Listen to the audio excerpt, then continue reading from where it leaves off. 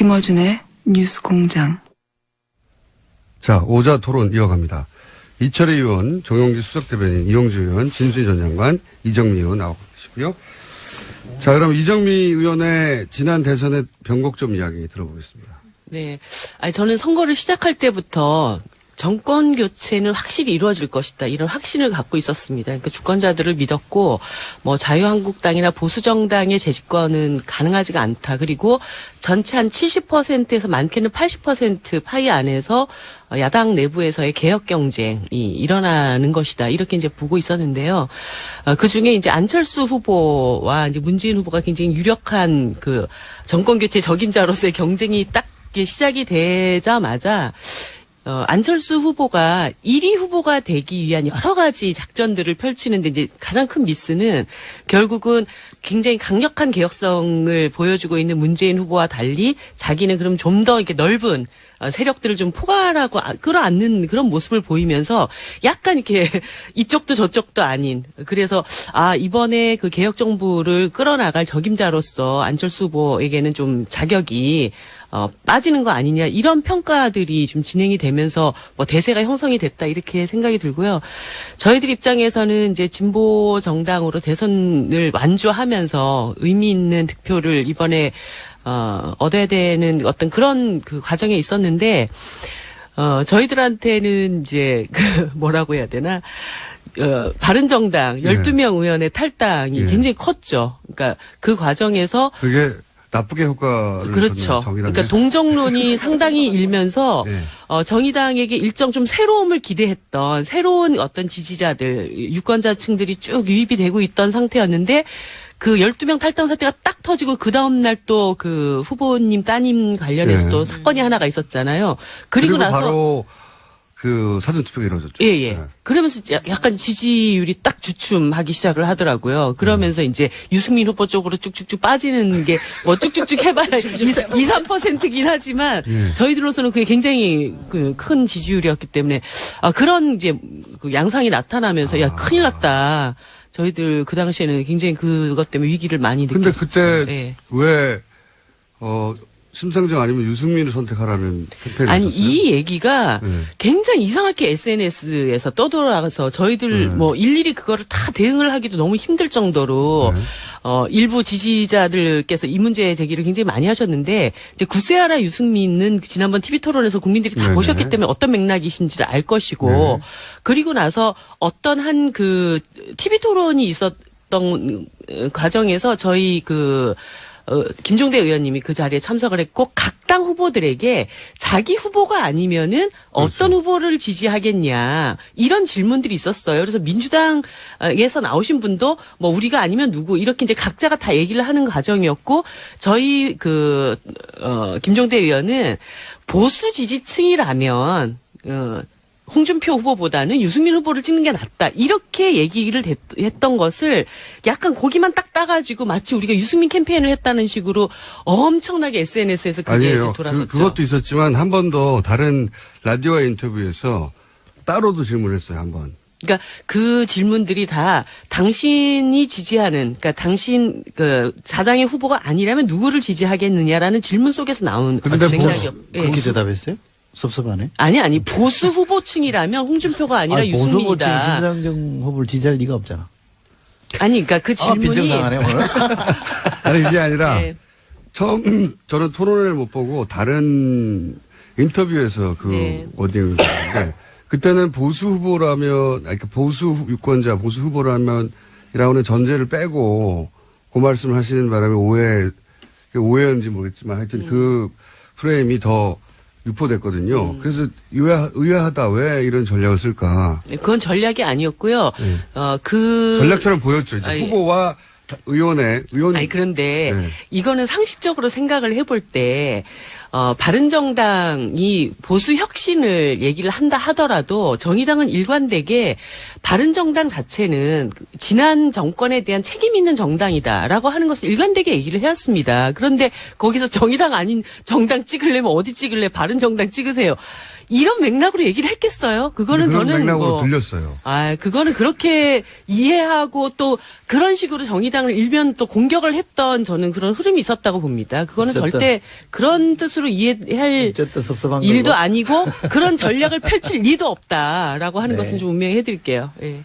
하여튼 정의당의 변곡점 마지막 순간에 12명의 네. 배가 절로 떠나면서. 네. 그게 이상하게 쓰리 쿠션으로 정의당한테 왔죠. 그렇군요. 자, 그러면 이용주 의원님 3번. 예. 이용주 의원입니다. 아차 싶었을 때. 예. 이번 대선에서 이제 다른 여러 분 동감하시다시피 이 탄핵 이후로 생긴 거 아니겠습니까? 촛불 이후로 작년 12월 9일자 이후로 언젠가는 이제 조기 대선이 올 것이다. 그 당시만 하더라도 빠르면 1월 달에 그런 지금은 얘기도 2월 있었죠. 달에. 예. 예. 그런데 이제 4월, 이제 결국에는 이제 5월 9일 하게 된 거죠. 결국 이제 12월 달에 대선은 조기 대선이 있을 거로는 12월 달에 결정된 걸 봤는데 그 당시만 하더라도 이제, 정권 교체, 즉 여당, 기존에 이제 새누리당에서는 정권 교체가 어려울 것이다. 그래서 남아있는 선택지가 더불어민주당과 우리 국민의당의 후보적이 되지 않을까라고 하는 게 많은 관심사였고, 저희 국민의당에서도 안철수 후보 정도로면은 이번 선거 한번 치러볼 수 있지 않냐라고 생각했던 것도 사실입니다. 이번 선거에 있어서 가장 큰 변곡점은 결정적인 거죠. 2월 16일에 있었던 사건, 2월 16일. 올해 2월 16일, 무슨 일이 있었냐. 홍준표 지사가 무죄 판결을 받았어요. 12월 말이나 1월 초, 1월 말, 2월 초까지 전혀 대선 후보로 거론되지 않았던 사람이죠. 이제 그렇게 무죄 판결을 받으면서 그때 또 그런 언급을 했어요. 대선 출마 어떻게 말을 하긴 했었는데 그때만 해도 설명 이게 무죄 판결 날 거라고 전혀 예상치 않았던 거고. 근데 이제 그 당시만 하더라도 이제 자유한국당에 있던 다른 후보들과 달리, 홍준표 후보는 좀 다른 성격이 있었죠. 어떤 성격이냐면은, 박근혜 대통령으로부터 좀 거리가면 어떻든, 반박적인 거죠. 반대편에 서 있던 사람이고, 또, 이 정부 들어서서, 경남 도지사를 하고 있으면서, 현 정부에 가담하지 않아서 참여하지 않아서 현 정부 실정으로부터 조금 더 한 발 또 좀 멀어져 있는 그런 상태가 있었던 거죠. 그리고 또 경남지사라는 일정한 지역적 연구가 있어서 기본적인 지지율을 이제 확보할 수 있는 그런 상태가 있어서 새누리당 자유한국당에서는 찾아볼 수 없었던 후보군이 2월 16일 날 처음으로 등장한 겁니다. 그래서 이후에 이제 그 당시만 하더라도 사실 지지율이 8%, 9% 이 정도 있어서, 저희들 국민의당 생각으로서는 홍준표 후보하고 이제 유승민, 다른 이제 보수정당 후보들 다 묶어서 15% 선으로 묶을 수도 있겠다. 그러면은 선거를 해볼 수도 있다라고 생각했던 게 사실입니다. 그런데 이제 홍준표 후보가, 어마어마한 선전을 한 거죠. 뿐만 아니라 이번에 아마도 뭐 지역주의가 많이 이제 개선됐다고 했는데 선거 결과를 보면 절대 지역주의 개선되지 않았습니다. 개선되지 않았고 그 부분은 추후에 이제 볼 수 있는 여지가 있습니다. 그래서 가장 큰 변곡점은 이제 홍준표 후보가 직접적으로 대선에 출마하게 된 계기가 마련됐다. 하필 왜 고등법원에서 그때 발표했는지 한 달만 뒤에 있어도 출마 못했지 않았겠습니까? 출마 못했다면은 당시 자유한국당에 있던 어떤 후보가 나와도 이 정도의 지지 확보하기는 어려웠을 것이다. 그래서 그렇다고 한다면은 보수 쪽으로 쏠렸던 지지율이 변동이 국민의당 안철수 쪽 많은 선택이 이루어질 수도 있는데 그게 무너진 결과 보수 쪽도 PK, TK에서도 적절한 지지를 확보하지 못했고 그 결과 호남에서 될 수 있는 문재인을 무너지자 해서 집중적인 전략적인 투표로 이루어진 거다. 이렇게 판단을 하고 있습니다. 두 번째 변곡점 그거죠. 아직 두 번째요? 네. 두 번째 변곡점은 논문 발표하는 줄 알았어. 저희들 정책 발표의 첫 번째 순위가 아마 유치원 뭐 정책이었을 겁니다. 유화 정책. 그 당시에도 말했었죠. 이게 결국에는 우리 실수, 아까 말한 안철수의 실수했다는 안철수의 실수가 아니라 언론이 실수했는데 그걸 잘 활용한 게 민주당에서 적절히 잘 지적한 거죠. 당시만 하더라도 논쟁은 이거였지 않습니까? 병설 유치원과 단설 유치원 문제였는데 그것이 돌고 돌아서 나중에 문제가 뭐가 되냐. 사립 유치원 하는 사람들 앞에 모아놓고 하는 이야기가 적절하냐서 업계의 이익을 대비하는 게 아니냐는 쪽으로 이제 몰고 가게 돼서 소위 정책 발표라는 이런데 조심스러워 그 뒤로는 하기 굉장히 어려웠던 상태에 있는 거고. 변곡점이 너무 깁니다. 네. 세 번째는 가장 결정적인 거죠. 변곡 라인이야. 찍어야 되는데 완만한 능선을 지나가는 느낌이야. 세 번째는 결국 이제 TV 토론에서 참패를 한 거라는 거죠. 참패. 이론의 여지 없는 참패. 그만 그 부분은 이제 후보가 준비가 덜 돼 있었고 다른 것을 토론을 뒷받침할 참모들이 제대로 보필을 못했다. 이렇게 결론 낼 수밖에 없습니다. 가장 큰 변곡점은 안 도와주셨는데 홍준표의 대선 출마가 가능하게 됐던 무죄 판결이었다고 생각을 합니다. 그러면 우리 후보, 우리 캠프 입장에서 아차 싶었던 때가 바로 말씀하시니까 토론회 때였어요? 예, 아닙니다. 저거 보기에는 그거보다는 유치원 발언 때 더 컸다고 봐요. 왜 그러냐면은 제일 처음 왔을 때 이거 간단히 실수한 건데 우리가 실수한 게 아니라 언론이 오버했던 건데 이게 그렇게 크게 굴러갈지 전혀 그 당시에는 몰랐어요. 근데 이틀 3일쯤 지나고 나니까 전혀 다른 모양새로 밖에 공격의 포인트 밖에 공개했어요. 아니 그거는 직접 안철수 후보의 워딩이 방송에 나갔잖아요. 그러니까 언론이 오버한 게 아니고 본인이 실수한 거예요. 아니, 그게 전혀 아니고 본인은 제대로 말했는데 제대로 말 안 했어요. 아니, 워딩을 다시 보시면 아신다니까. 그 결론을 그려놨어요. 언론이 오버한 걸로 결론이 났던 거고 그 이후에 내 주제의 전선은 병설 단선이 아니라 나중에 돌고 돌아서 왜 사립 유치원의 업계 이익을 대변하냐 이걸로 다시 돌아간 거예요. 아니에요. 민주당이 정확히 공격 포인트를 잡아가지고. 그 당시에 단설 유치원에 대해서는 분명하게 입장이 있으셨고 그 후에 이거를 자꾸 이제 방어를 하다 보니까 말이 꼬이고 이런 과정들이 너무 오래 지속됐다는 저는 느낌을 받았거든요. 패배하신 진수입니다. 패배하신 분에 대해서 너무 길게 얘기하는 것도 예의가 아닌 것 같아요. 자당의 후보가 혹은 자당 캠프가 아차 싶었던 순간 제가 먼저 그냥 얼른 숙제하듯이 빨리 먹을게요. 정용기입니다. 두 가지인데 두 가지가 거의 같은 시기에 일어났어요. 하나는 정치적으로 아까도 얘기 나왔지만 12분의 의원이 저희 쪽으로 넘어왔습니다. 그때 아차 싶었어요. 받아들였는데 왜 오지 마? 왜 아차냐면 오시는 것 자체도 바로 선거가 임박했는데 이게 역효과가 예전에 정몽준 사태 이런 걸 보는 듯한 이것도 있었지만 기시감이 또 하나는 친박 의원들 징계 해제가 같이 그때 친박 의원들이 들고 나오니까 야 이거 조금이 아니라 상당히 내부적으로도 파장이 저 혼자 생각했습니다. 그리고 이제 또 하나 이제 후보 개인적인 측면에서 그 무렵에 바로 장인에 대한 어떤 표현의 문제가 같이 나왔습니다. 그래서 그게 실버 크로스를 이루고 막 골든 크로스를 향해 가던 중에 그 추동력을 급격하게 떨어뜨린 게 정치적인 거 그다음에 개인적인 거 두 가지가 같은 시기에 일어난 부분인데 그때 참 저는 정말 혼자서 야 이거 오셨어요? 아차가 아니라 지금 큰일 났구나 이런 생각을 했죠. 근데 그때 나오셔서 말씀하실 때는 대통합의 명분을 아니 그건 있어요. 아니 그러니까 그럴 수밖에 없는 대변인으로서는 대변인 그것도 있고요. 또 지지층이 다수가 그걸 원하긴 원했습니다. 저한테도 말할 수 있다 이러면 많은 분들이 왜 안 합치냐 이런 얘기들을 많이 하셨으니까. 하지만 오랜 정치 경험을 가진 의원님 오실 때는 이건 아닌데. 역효과가 항상 있는데 역효과가 더 클 수도 있다 이런. 이어서 제가 말씀드릴게요. 진수입니다. 당이 아차 싶었던 순간하고 후보가 좀 아차 싶었던 순간을 좀 구분해서 말씀을 드리면 일단 당의 경우는 탈당에서 나오자마자 창당하기 전까지 그 사이에 개혁신당 이름으로 여론조사하고 했을 때는 지지율이 새누리당보다 높았어요.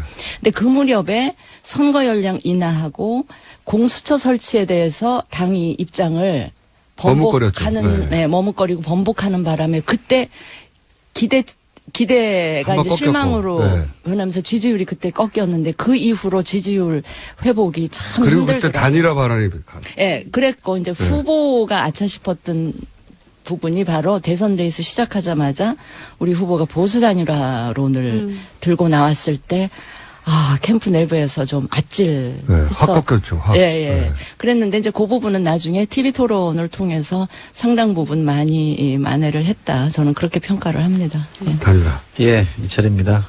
제가 이 방송 나와서 실버 크로스라는 단어를 썼는데 많이 쓰이대요. 예. 자랑이십니까? 보람을 느끼.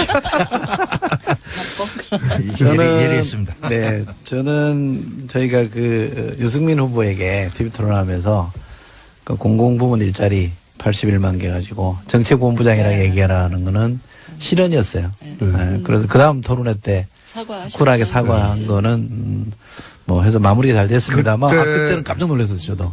아주가 아닌데 속된 말로 C급했습니다. 소진 어쩌 C급. 네.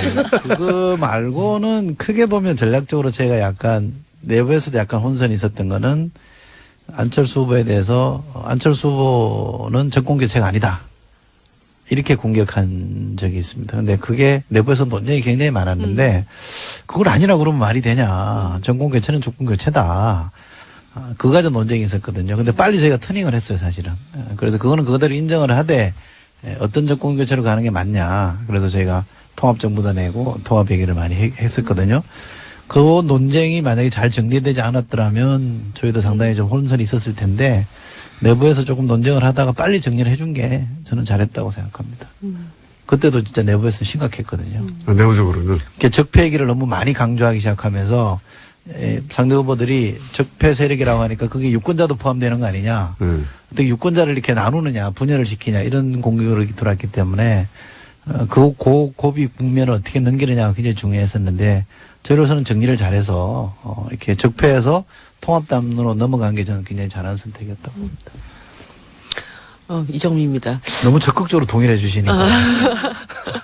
아니, 저희는 사실은 이제 초반부터 굉장히 페이스가 괜찮았다고 생각을 하는데 정말 아쉬운 점은 막판이었어요. 그러니까 어떻게 보면은 한 10% 지지율까지 갔다가 이제 쭉 빠지기 시작을 했던 건데 그게 깜깜이 선거 시작되면서 사표론 확 다 돌고 사실 저 아는 분도 몇 분이 투표장 앞에 갈 때까지 5번이었다가 투표장 안에 들어가서 1번을 찍었다는 그런 이제 고백들을 하시더라고요. 그만큼 12쪽도 떠나고 배가.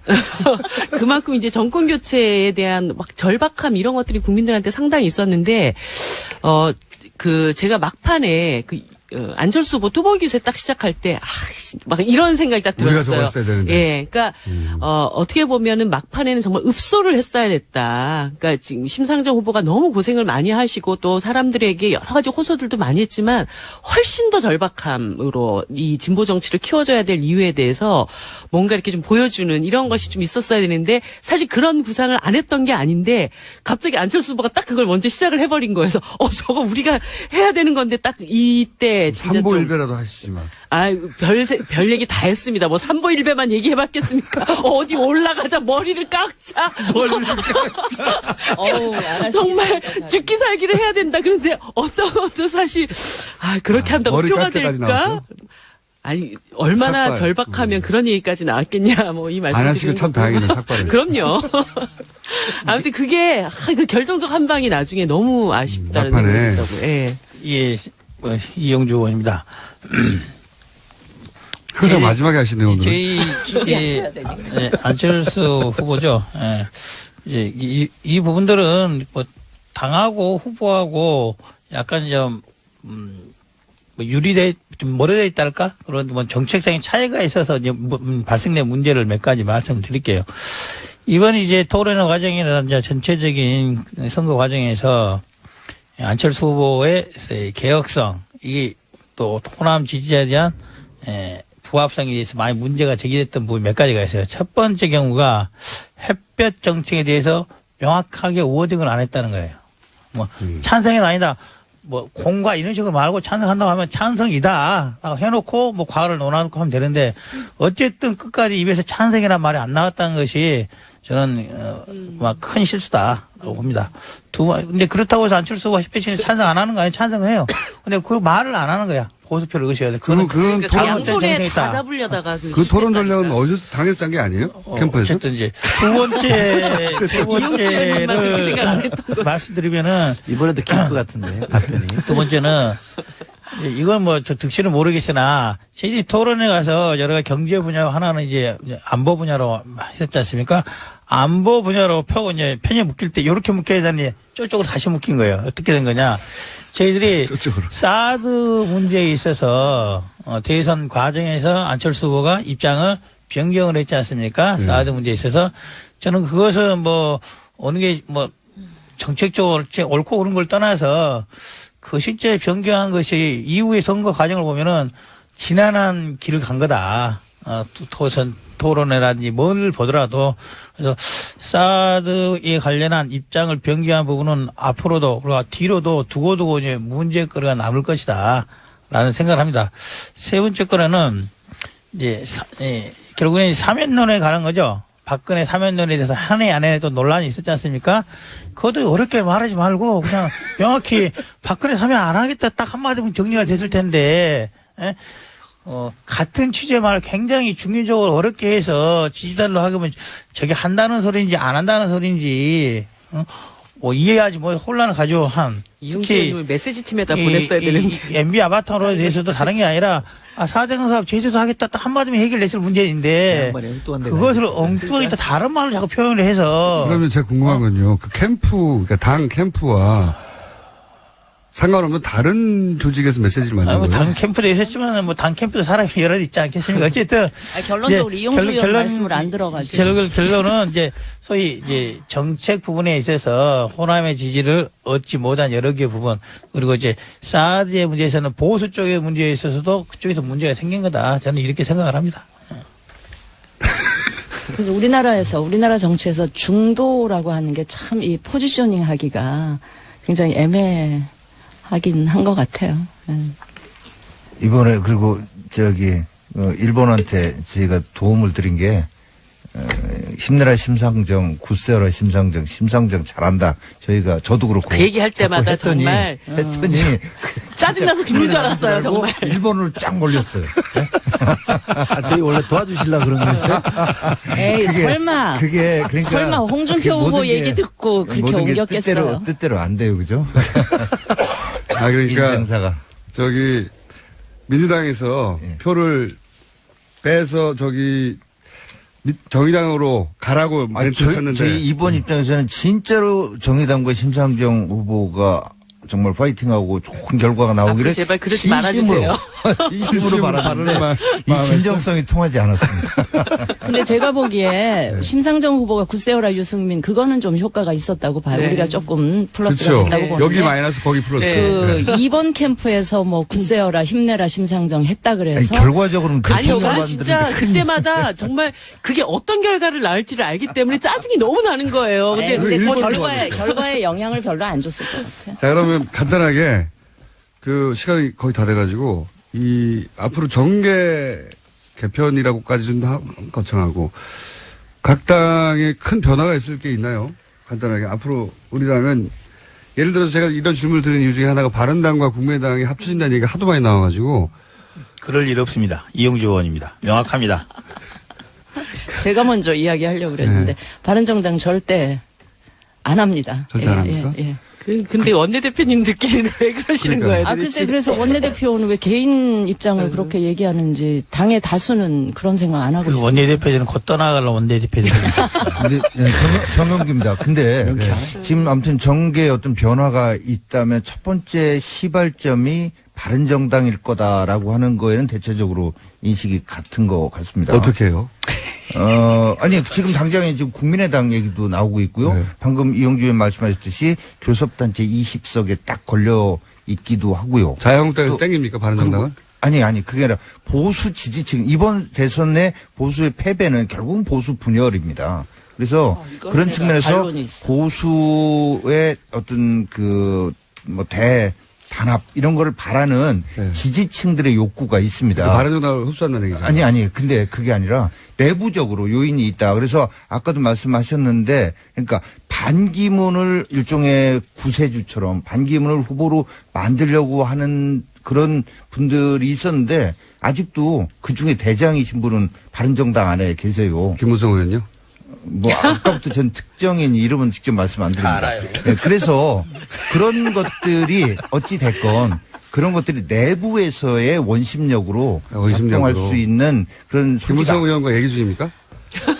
아니요 전혀 그런 거 없습니다. 예리했습니다. 아니 0.1초 걸렸어. 아니요 나올 때까지. 아니 진짜 다만 아닌데 제가 아니 모르시는 거야. 아니 반기문을 저기로 하려는 쪽과 유승민 후보를 후보로 만들려고 하는 아까 진수 의원님 말씀하신 그런 파가 쫙 나눠져 있었군요. 아니 다 가셨어요. 그분들은 가셨고요. 그러니까 대장이 아직 남아 계시는 건 맞잖아요. 아이 이제 김무성 대표는 이제 생각도 많이 바뀌셨고 이제 그런 생각 안 하시고 제가 반론이 있는데 아까 왜 보수 분열 얘기하셨는데 이번 대선 패배가 보수 분열 때문에 그랬다는 건 천만의 말씀입니다. 이번에 선거가 진 거는 보수가 박근혜 정부 실정이 첫째 이유입니다. 아이 그럼요. 그 얘기를 하셔야죠. 보수 분열은 아니고요. 보수가 개혁하지 않았기 때문이고 그 국정농단 사태 초래한 친박 강성 친박 구새누리당 전적으로 이번 패배의 책임이 있다. 저는 그 말씀 분명하게 드려야 될 것 같고 드려야 될 것 같고 바른정당은 이미 한번 그 아픔을 겪었기 때문에 딱 20명이지만 그 20명 중에 한 분도 그 위험 부담을 감수하고 저는 그걸 깼다라는 책임을 질 만큼 감수할 만큼 그런 분은 한 분도 안 계시다고 보고요. 오히려 국민의당이 지금 숫자는 많지만 호남 이번 대선 결과를 놓고 봤을 때 오히려 국민의당에 계신 호남 의원들이 이 민주당 쪽의 이 원심력에 의해서 굉장히 많이 흔들릴 소지가 높다. 저는 그렇게 보고요. 국민의당 쪽이 오히려 지금 좀 더 위험한 상황인데. 국민의당이 민주당 바른정당은 전혀. 그렇지 않습니다. 한번 두고 보세요. 예. 바른정당과 합당은 모르겠지만 제가 뭐 지난주부터 이제 대선 이후 끝난 그 다음 날부터 이제 그제까지죠. 이제 낙선 인사를 쭉 다녔습니다. 여러분들이 그 말씀 하시더라고요. 야, 이번에 1번 찍었는데 미안한데 다음에 찍을 테니까 걱정하지 마라. 이런 말씀 계속 하세요.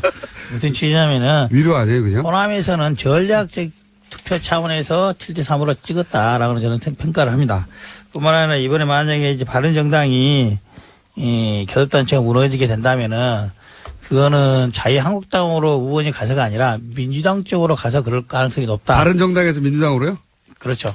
그럴 가능성이 높다고. 여러 가지 시나리오가 나오네요. 아마 이제 보시면 아실 겁니다. 그럼 국민의당에서 민주당으로 하는 사람들 정치적 상상력이 없을 것 같은데. 저희 그럴 계획 없거든요.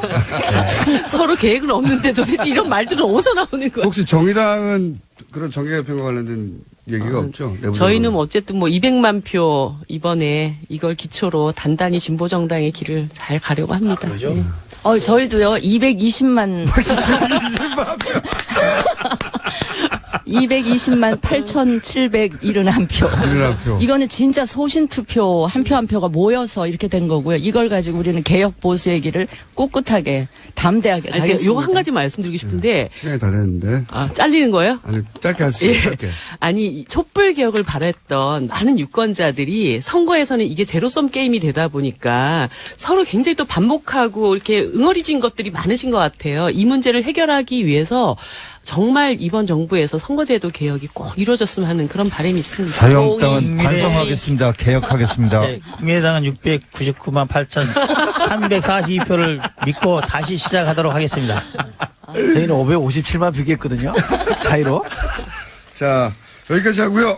저희가 이 오자 토론이 너무 아까워서 격주를 한번 마련해 볼까 하는데 바쁘실 텐데. 방송 나오고 나서 반응을 좀 보고요. 없애든가. 격주로 다 살리든가. 하겠습니다. 오늘 말씀 감사합니다. 더불어민주당의 이철희 의원, 자유한국당의 정영규 수석 대변인, 국민의당의 이용주 의원, 바른정당의 진수희 전 장관, 정의당 이정미 의원이었습니다. 감사합니다. 네, 고맙습니다.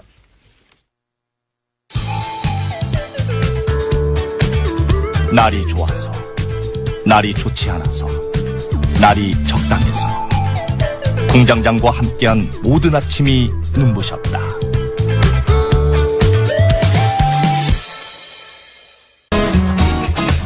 자, 이제 평화시로 돌아왔기 때문에 저희 고정 코너들이 다시 돌아옵니다.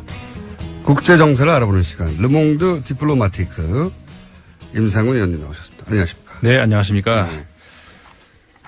그 헤어스타일이 네. 오늘따라 유난히 멋집니다. 항상 그런 얘기 하셨잖아요. 헤어스타일이 멋지다는 얘기를 제가 했을 리가 있나요? 남 칭찬을 했을 리가 있나요? 아니, 저도 칭찬 하나 해드려도 돼요? 글쎄요. 아니, 불안한데. 아니, 불안하시 할 건 없고. 그러니까 제가 방송을 같이 하기 전에는 그냥 유명인 정도로 생각을 했는데. 꽤 유명인 정도로 그렇죠. 꽤 유명인 정도로 생각했는데. 이번에 그 대선 즈음에서 같이 방송을 하면서. 우리 공장장님 진짜 다시 느꼈습니다. 뭘 다시 느꼈어요? 이 여론. 육식이요? 육식도 그렇고. 아침부터 이 고기를 드시는 그 양을 보고 기절했지만. 그 이상으로 진짜 그 여론을 읽는 힘, 여론을 바꾸는 힘 진짜 대단하다 느꼈어요. 이번에 뭐 대선에 여러 가지 뭐 요인이 있었고 아까 변곡점 얘기하셨는데 저는 그 우리 공장장님이 그 언급한 거 하나하나에서 상당한 그 어떤 게 많이 있었던 것 같아요. 그건 진심으로 말씀드리는 겁니다. 네. 저의 지성과 뭐였죠 아까? 식성. 식성. 아니 근데 왜 그 조국 추석 얘기만 나오면 이렇게 자격지심을 느끼세요? 아니 저는 말이죠. 그 얘기 나오니까 또 제가 그 며칠 전에 그 조국 수석이 임명되고 나서 다음 날 저희 작가들 TBS 작가들이 그 뉴스를 보고 있는 거예요. 조국 수석이 뭐 기자회견하면서 얘기하고 있는데 그래서 내가 들어오면서 무슨 얘기하고 있냐고 물어봤더니 저희 작가들이 대부분 여성 작가들이었는데 거기 서 있는 분들이 무슨 얘기하고 있어 물어봤더니 다리가 너무 길어요. 뭐 다리만 길겠습니까? 뭐 아이고. 그래서 아니 무슨 얘기하고 있냐니까 다리가 너무 길어요. 저는 엄청나게 분노하고요. 네 얼굴로 이렇게 국정을 운영하는 것은 안 됩니다. 그 패권주의, 외모 패권주의, 얼굴 패권주의, 적패 그렇게 얘기하면. 그 진짜 그 이러다가 저 같은 외모 적폐 세력은 물러나라 이렇게 나올까 봐서 얼굴 그렇게 표현하시면 안 되고요. 얼굴 민주주의라고.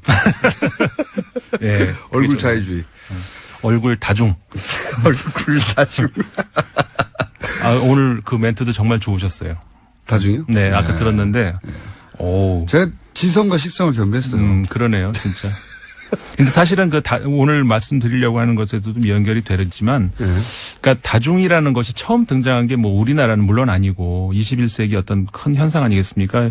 미국의 오큐파이 운동도 그랬고, 그렇죠. 그 아시아에도 이제 몇 나라들 대만도 있었고, 그러니까 과거에 그 뭐 학생 운동이나 어떤 시민 운동으로 설명이 안 되는 그렇죠. 그런 현상들 여러 가지 설명의 어떤 그 모델이 있습니다만은 다중 이것도 굉장히 좋은 설명인데, 근데 그거 가지고 이번에 우리나라 현상 같은 건 또 설명이 안 되는 게 있다는 거죠. 그렇죠. 다 안 되는 부분도 있습니다. 네. 그러니까 사실 그 과거 미국의 그 월스트리트의 오큐파이 운동 같은 경우도 그러니까 지도자 없이 그냥 모여서 토론하고 토론 시간이 언제까지 정해진 것도 없이 그냥 토론하고 근데 그런까지 되는데 그다음 해결은 못 찾았잖아요. 해결책은. 제가 그 오큐파이 운동이 한참일 때 가보신 거예요 또? 뉴욕에서 그 오큐파이 소위 이제 지도부 정도에 해당되는 딱히 이제 리더가 없잖아요. 그렇지만 이제 그 물적 토대가 그나마 있어야 되니까 창고 빌리고 그다음에 사람들이 후원 물품 보내면 쌓아놓을 곳이 그렇죠. 필요하고 그래서 그 사람들이 모인 그 창고에 가서 그 사람들을 만난 적이 있어요. 만난 적이 있는데 만나서 얘기하면서 이 사람들은 곧 없어지겠다 싶었던 생각이 뭐냐면 목표가 분명해야 되잖아요. 목표가 분명하고 시한이 있어야 되잖아요. 네, 그리고 절실함. 저는 굉장히 크다고 봐요. 이게 될 때까지는 우리가 하고, 그 다음에는 우리 일상으로 돌아간다. 그러지 않으면 평생 할 수 없거든요, 이게. 그렇죠. 근데 그게 없더라고요. 그러니까, 이런 이제, 소위 이제 당시 그 경제위기가 월스트리트 그 월가, 또 금융자본들, 뭐 이런 문제의식은 있는데, 그러면 내가 여기까지는 하고, 요게 이루어지면 일단 내가 일상으로 돌아가겠다. 네. 이게 있어야 되는데 그게 없으니까 그냥 지쳐서 나가 떨어지는. 그러니까 저도 이번에 우리나라 그 촛불 시위부터 시작을 해서 이 대선까지 이 크게 어떤 그 그림을 하나 그려볼 수 있는 어떤 그러니까 이론적으로 설명할 수 있는 이런 것 뭐가 있을까 이제 그런 굉장히 고민 중인데 아무튼 확실한. 그렇죠. 인문학자시니까 또. 네, 좀 그래서 지금 한 출판사하고 좀 얘기를 하고 있거든요. 이게 조만간 준비가 될 것 같은데 아까도 말씀 나왔습니다마는 그 민중 혹은 다중 뭐 개념이 뭐가 됐든 이것만으로 설명이 안 되는 그리고 왜냐면 우리는 이거를 그 폭력적인 방법이 아니고 진짜 평화 이런 건 없었잖아요. 네, 맞아요. 1,700만 명 토탈 그렇게 모였는데 부상자 한 명 없이 연행자 한 명 없이 했다는 것은 이건 어떻게 설명할 것이며 그다음에 이거를 정확하게 또 헌정 질서에 의해서 그냥 우리가 갑자기 무력으로 뒤집어 엎은 게 아니잖아요. 이런 사례는 세계사에 없어요. 네, 헌정 질서에 네. 따라서 국회에서 탄핵 소추하고 의결하고 그다음에 헌재에서 결국 그 최종 판결까지 이런 게 없었거든요. 근데 이거를 어떻게 이제 설명할 수 있을까? 그거를 해야 되는데 어쨌든 간에 그 외신들도 그 작년 말에도 그랬었죠. 독일 한 언론이 이제는 유럽과 미국이 한국의 민주주의를 배워야 된다. 이런 한번 저기다 소개를 해드렸었는데 이번에도 이제 그런 유사한 보도가 하나 나왔었죠. 이번엔 미국에서인데 워싱턴 포스트에서 이거 우리나라에도 보도가 됐었죠. 전 세계의 민주주의 실천 방법을 보여준 한국 이렇게 이제 어떻게 민주주의를 할지를 보여줬다. 네. 그러니까 뭐 조금만 읽어드리면은 자유민주주의의 위기와 서구의 거센 민족주의의 부상으로 그러니까 극우 세력 얘기하는 거 아니겠습니까? 무척이나 절망적인 이 시기에 한국은 민중의 힘 그러니까 people power라는 표현이었습니다. 민중의 힘이 아직도 살아있음을 반갑게 상기시켜줬다. 이런 표현이 나왔습니다. 보통은 이제 서구에서는 드라이하게 시니컬하게 말하는 걸 우리는 그중에 한 문장 따와가지고 칭찬해줬다고 좋아하던 시절이 이제 80년대, 90년대, 그렇죠. 2000년대였는데 저도 그래서 외신에 의하면 이런 얘기 나오면 굉장히 시니컬했거든요. 또 뭐 과장하는구나. 근데 이번에는 좀 당황스러워요. 당황스러울 정도로 막 의미 부여를 많이 하고. 네, 맞습니다.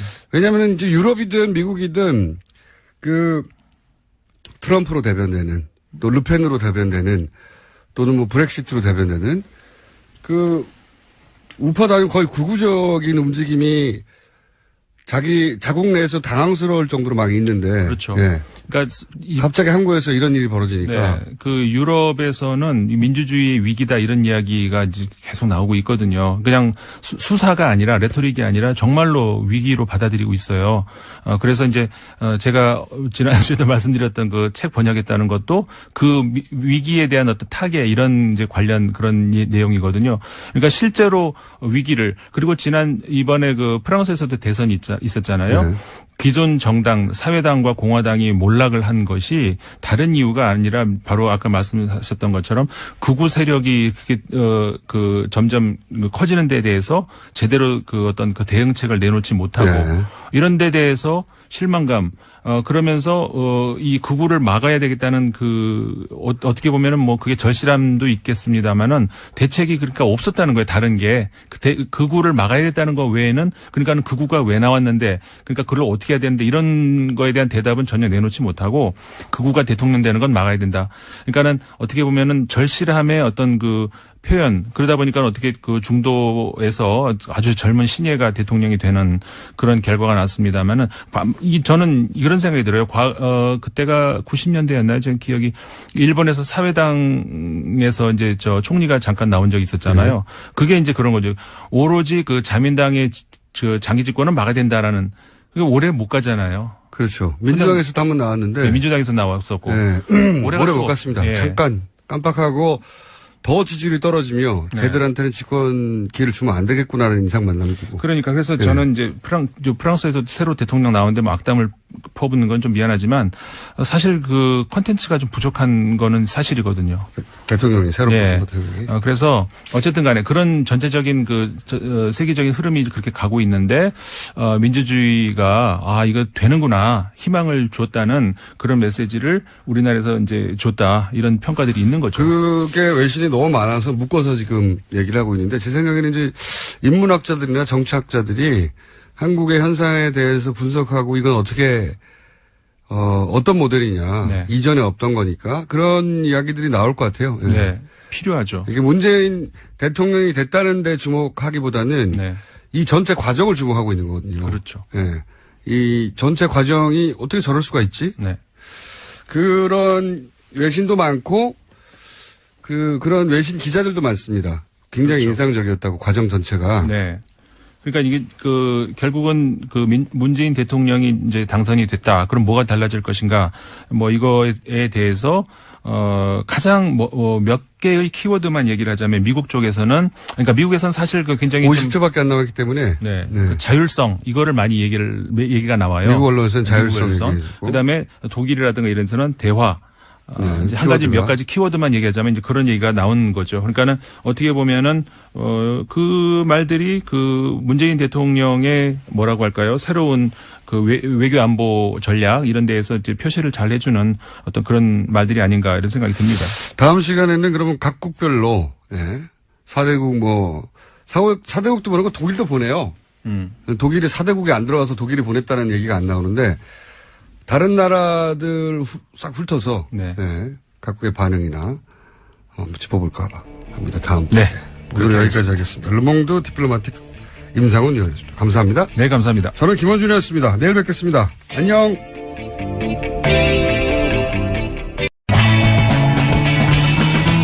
김어준의 뉴스 공장. 자, 오자 토론 이어갑니다. 이철희 의원, 정용기 수석대변인, 이용주 의원, 진수희 전 장관, 이정미 의원 나오고 계시고요. 자, 그럼 이정미 의원의 지난 대선의 변곡점 이야기 들어보겠습니다. 네. 아니, 저는 선거를 시작할 때부터 정권 교체는 확실히 이루어질 것이다. 이런 확신을 갖고 있었습니다. 그러니까 주권자들을 믿었고, 뭐 자유한국당이나 보수정당의 재집권은 가능하지가 않다. 그리고 전체 한 70%에서 많게는 80% 파이 안에서 야당 내부에서의 개혁 경쟁이 일어나는 것이다. 이렇게 이제 보고 있었는데요.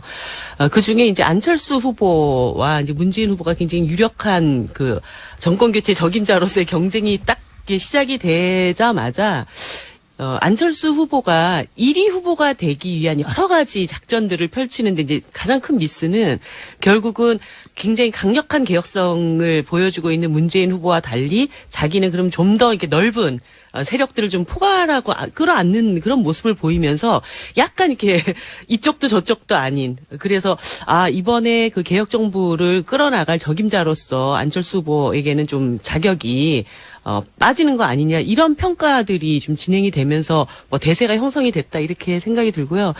저희들 입장에서는 이제 진보 정당으로 대선을 완주하면서 의미 있는 득표를 이번에 얻어야 되는 어떤 그런 그 과정에 있었는데 저희들한테는 이제 뭐라고 해야 되나 바른정당 12명 의원의 탈당이 굉장히 컸죠. 그러니까 그 과정에서 그게 나쁘게 효과를 그렇죠. 그러니까 동정론이 상당히 일면서 정의당에게 일정 좀 새로움을 기대했던 새로운 어떤 지지자들 유권자층들이 쭉 유입이 되고 있던 상태였는데 그 12명 탈당 사태가 딱 터지고 그 다음날 또 그 후보님 따님 관련해서 또 사건이 하나가 있었잖아요. 그리고 나서 바로 그 사전투표가 이루어졌죠. 예. 그러면서 약간 지지율이 딱 주춤하기 시작을 하더라고요. 그러면서 이제 유승민 후보 쪽으로 쭉쭉쭉 빠지는 게 뭐 쭉쭉쭉 해봐야 2-3%긴 하지만 저희들로서는 그게 굉장히 큰 지지율이었기 때문에 그런 이제 그 양상이 나타나면서 야 큰일 났다. 저희들 그 당시에는 굉장히 그것 때문에 위기를 많이 느꼈어요. 근데 그때 왜 심상정 아니면 유승민을 선택하라는 캠페인을 아니 했었어요? 이 얘기가 굉장히 이상하게 SNS에서 떠돌아가서 저희들 뭐 일일이 그거를 다 대응을 하기도 너무 힘들 정도로 일부 지지자들께서 이 문제 제기를 굉장히 많이 하셨는데 이제 구세아라 유승민은 지난번 TV 토론에서 국민들이 다 보셨기 때문에 결론이 났던 거고 그 이후에 내 주제의 전선은 병설 단선이 아니라 나중에 돌고 돌아서 왜 사립유치원의 업계 이익을 대변하냐 이걸로 다시 돌아간 거예요. 아니에요. 민주당이 정확히 공격 포인트를 잡아가지고. 그 당시에 전설 유치원에 대해서는 분명하게 입장이 있으셨고 그 후에 이거를 자꾸 이제 방어를 하다 보니까 말이 꼬이고 이런 과정들이 너무 오래 지속됐다는 저는 느낌을 받았거든요. 패배하신 진수입니다. 패배하신 분에 대해서 너무 길게 얘기하는 것도 예의가 아닌 것 같아요. 자당의 후보가 혹은 자당 캠프가 아차 싶었던 순간. 제가 먼저 그냥 그 얼른 숙제하듯이 빨리 먹을게요. 정용기입니다. 두 가지인데 두 가지가 거의 같은 시기에 일어났어요. 하나는 정치적으로 아까도 얘기 나왔지만 12분의 의원이 저희 쪽으로 넘어왔습니다. 그때 아차 싶었어요. 받아들였는데 왜 오지 마?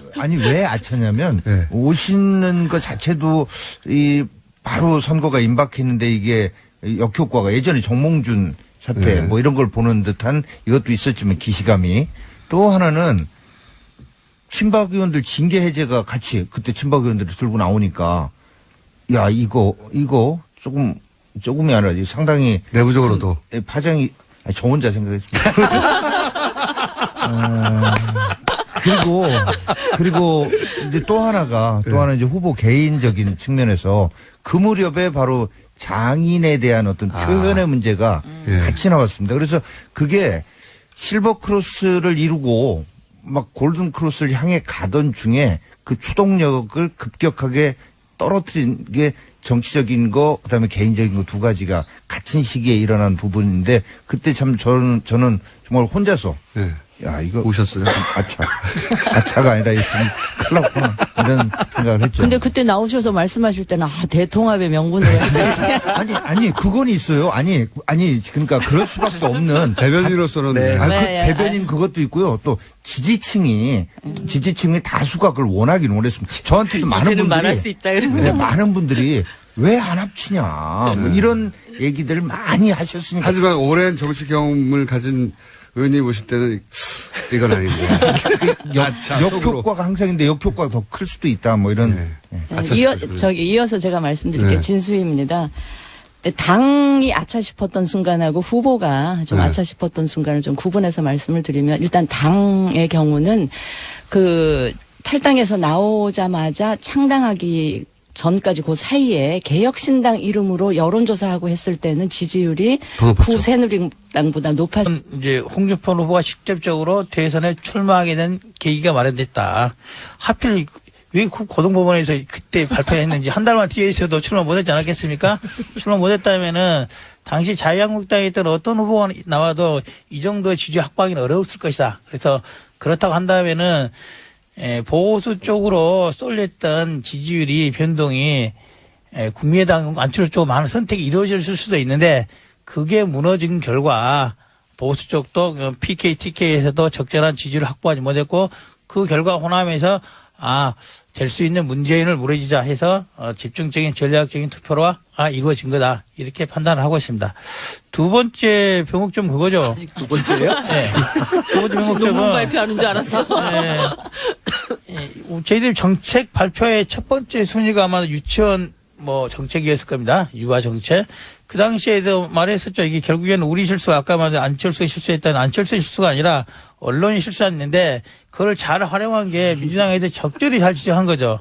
당시만 하더라도 논쟁은 이거 같지 않습니까? 병설 유치원과 단설 유치원 문제였는데 그것이 돌고 돌아서 나중에 문제가 뭐가 되냐. 사립 유치원 하는 사람들 앞에 모아놓고 하는 이야기가 적정하냐서 어깨의 이익을 대비하는 게 아니냐는 쪽으로 이제 몰고 가게 돼서 소위 정책 발표라는 일인데 조심스러워 그 뒤로는 하기 굉장히 어려웠던 상태에 있는 거고. 변곡점이 너무 깁니다. 세 번째는 가장 결정적인 거죠. 변곡 라인이야. 되는데 완만한 능선을 지나가는 느낌이야. 세 번째는 결국 이제 TV 토론에서 참패를 한 거라는 거죠. 참패. 이론의 여지 없는 참패. 그만큼 그 부분은 이제 후보가 준비가 덜 됐었고 다른 것을 토론을 뒷받침할 참모들이 제대로 보필을 못했다. 이렇게 결론 낼 수밖에 없습니다. 가장 큰 변곡점은 안 도와주셨는데 홍준표의 대선 출마가 가능하게 됐던 무죄 판결이었다고 생각을 합니다. 그러면 우리 캠프 입장에서 아차 싶었던 때가 바로 말씀하시니까 토론회 때였어요? 아닙니다. 저거 보기에는 그거보다는 유치원 발언 때도 크다고 봐요. 왜 그러냐면은 제일 처음에 왔을 때 이거 간단히 실수한 건데 우리가 실수한 게 아니라 언론이 오버했던 건데 이게 그렇게 크게 굴러갈지 전혀 그 당시에는 몰랐어요. 근데 이틀 3일쯤 지나고 나니까 전혀 다른 모양새로 공격의 포인트 밖에 공격했어요. 아니 그거는 직접 안철수 후보의 워딩이 방송에 나갔잖아요. 그러니까 언론이 오버한 게 아니고. 아니 본인이 실수한 거예요. 아니, 그게 전혀 아니고 본인은 제대로 말했는데 제대로 말 안 했어요. 아니, 워딩을 다시 보시면 아신다니까. 그 결론을 그려놨어요. 언론이 오버한 거. 어떤 맥락이신지를 알 것이고 그리고 나서 어떤 한 그 TV 토론이 있었던 과정에서 저희 김종대 의원님이 그 자리에 참석을 했고 각 당 후보들에게 자기 후보가 아니면은 어떤 후보를 지지하겠냐 이런 질문들이 있었어요. 그래서 민주당에서 나오신 분도 뭐 우리가 아니면 누구 이렇게 이제 각자가 다 얘기를 하는 과정이었고 저희 김종대 의원은 보수 지지층이라면 홍준표 후보보다는 유승민 후보를 찍는 게 낫다. 이렇게 얘기를 했던 것을 약간 고기만 딱 따가지고 마치 우리가 유승민 캠페인을 했다는 식으로 엄청나게 SNS에서 그게 이제 돌았었죠. 그것도 있었지만 한 번 더 다른 라디오와 인터뷰에서 따로도 질문했어요. 한 번. 그러니까 그 질문들이 다 당신이 지지하는, 그러니까 당신 자당의 후보가 아니라면 누구를 지지하겠느냐라는 질문 속에서 나온 맥락이요. 그렇게 대답했어요? 섭섭하네. 아니 보수 후보층이라면 홍준표가 아니라 유승민이다. 보수 후보층 심상정 후보를 지지할 리가 없잖아. 아니 그러니까 그 질문이 빈정상하네 오늘. 아니 이게 아니라 처음 저는 토론을 못 보고 다른 인터뷰에서 워딩을 썼는데 그때는 보수 후보라면 그러니까 보수 유권자 보수 후보라면이라는 전제를 빼고 그 말씀을 하시는 바람에 오해였는지 모르겠지만 하여튼 그 프레임이 더 유포됐거든요. 그래서 의아하다. 왜 이런 전략을 쓸까? 그건 전략이 아니었고요. 전략처럼 보였죠. 이제 후보와 의원이. 그런데 이거는 상식적으로 생각을 해볼 때 바른정당이 보수 혁신을 얘기를 한다 하더라도 정의당은 일관되게 바른정당 자체는 지난 정권에 대한 책임 있는 정당이다라고 하는 것을 일관되게 얘기를 해왔습니다. 그런데 거기서 정의당 아닌 정당 찍으려면 어디 찍을래? 바른정당 찍으세요. 이런 맥락으로 얘기를 했겠어요? 그거는 저는 맥락으로 들렸어요. 그거는 그렇게 이해하고 또 그런 식으로 정의당을 일면 또 공격을 했던 저는 그런 흐름이 있었다고 봅니다. 그거는 절대 그런 뜻으로 이해할 일도 아니고 그런 전략을 펼칠 리도 없다라고 하는 것은 좀 분명히 해드릴게요. 예. 하여튼 정의당의 변곡점 마지막 순간에 12명의 배가 절로 떠나면서. 네.